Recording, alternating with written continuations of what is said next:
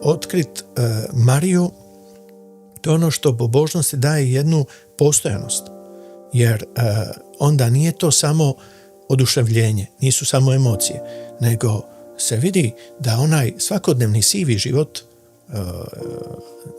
mora također biti prožet vjerom. Ne možemo mi odvajati vjeru od života kao što su nas to učili komunisti. Vjera spada u privatnu dimenziju, vjera spada u sakristiju. Marija je bila cijela prožeta vjerom i dakle ljubavlju prema Kristu.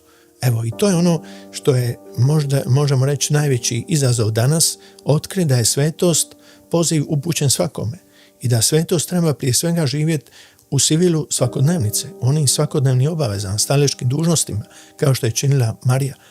Veličina njena je dakle, da je dakle tu nije nikad zakazala u vjeri i da je tu ona kroz sve to ljubila, iskazivala ljubav Isusu. Zato je to velika poduka za nas danas, posebno kad je na udaru ne samo vjera, nego i obitelj.